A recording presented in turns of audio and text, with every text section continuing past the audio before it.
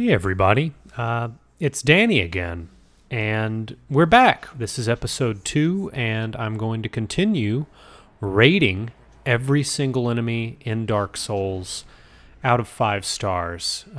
Before we begin, I just want to recap. The 5-star rating is kind of a composite score of the enemies' coolness and their importance in the lore, and also, my kind of interpretation of how good they would be at protecting my son.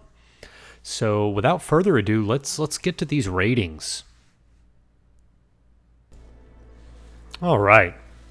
So here we are in the Firelink Shrine, and we're gonna meet some more Zombos here. This first one's called the warm up, because you just roll up and you get a little limber. Get a little limber with him. You smack him a few times, and yeah, that's about 1 star. Let's see if we can find more of a thread up here. Oh yeah. So you kind of take a swig of your grape juice and you roll over, and this guy starts barreling down this hill, and what do you know? It's the Daredevil. That's easily what, 15, 20 feet that this Zombo just jumped. You know, that's a prime, little display of athletic ability. 2 stars. Probably could protect my son with calves that strong. You go up this hill and you meet another person called the G20 Protester. You run right past him and you find the actual Gimli. Actual Gimli has an actual axe, and he tries to lend it to you, but just 1 star. 1 star worth of axe there. You go and you talk to the actual G20 Protester, and he tells you all about how, destruction of property isn't violence. So 3 stars. I'm down with it. Next you meet Stair Person. Stair Person is, it's a Zombo that hangs out on the stairs. That's 1 star. Stairs are not cool. Get an elevator. After you push these 2 lifeless corpses down this cliff, you can roll back down, and you meet someone that's kind of unnecessary. This is a little person I like to call Captain Superfluous, because Captain Superfluous is just guarding this cliff that leads to nowhere. And I guess also an item. We've met an enemy like Captain Superfluous before. You know what we gave him? 2 stars. And that's about where we are. Kudos for guarding that item and a cliff that goes nowhere. I need that dedication.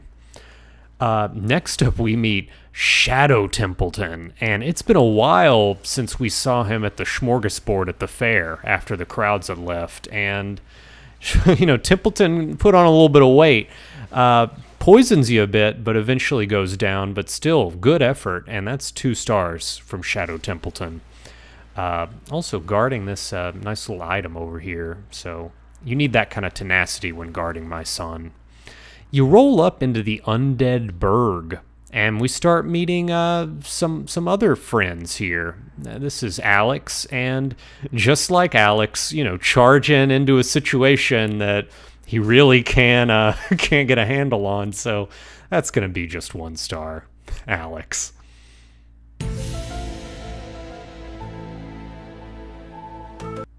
Now, moving on, we have a little fella I like to call Kalimnar, the Bane of Barrels, and this thing is going to get 0 stars from me because I would never want to expose my son to anyone that disrespects barrels.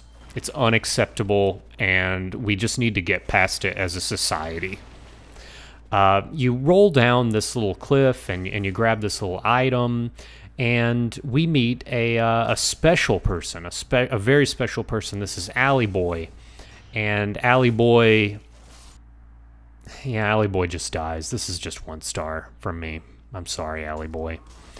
Around the next corner, we meet a duo called the Unwanted Surprise Birthday Party, and boy howdy do the Unwanted Surprise Birthday. So what really happened that day? Let's just for a moment speculate, shall we? Back and to the left. Back and to the left. Back and to the left. And no one really wants a unwanted surprise birthday party, so that's going to be 1 star. Now, After you respect these barrels adequately, you go through this little guardhouse, and we meet just a little covert deep cover duo. And all you got to do is wrap them on the, on their knuckles, and they fall. But man, that's dedication. So 2 stars from me. I want that kind of dedication on my team. Next up is Terras and Steve and company. Terras and Steve rolls up. He gives it the gusto. But the problem is both he and his buddy blew their cover way too early. And that's going to be a star deduction. So that's just going to be 1 star on Terras and Steve and co. Also, only guarding rubbish. That also is not a good look. Now, you head back up, and we meet a very mysterious person. This is a person responsible for plaguing us earlier. This is the second shooter. And the second shooter is going to go down easy here, but given his influence on the rest of the game, I'm going to say 2 stars. It seems appropriate. Now, just around the corner, we're going to meet probably the most important enemy of this section. And this is an enemy I like to call the Hackmaster. And it's not just because this enemy hacks you. This enemy hacked into my controller, bringing up my menu, and I was unable to attack Hackmaster for a little bit. So even though I'm able to take Hackmaster down, the fact that he understands he's in a video game, that's going to give him 3 stars. I mean, this Hackmaster, this Zombo's thinking outside the box, and I appreciate it. Well, that does it for this little section of the game. Tune in for the next little part of Undead Burg. We're gonna see some more enemies, and hopefully we'll actually even see an enemy that, gosh, surpasses 3 stars. But I'm pretty serious about this, and I'm not gonna toss out 4 stars for nothing. You gotta really show that you're capable of protecting my son. So by all means, please subscribe, please like this video, and just enjoy. Stick around, because there's gonna be more. Thanks.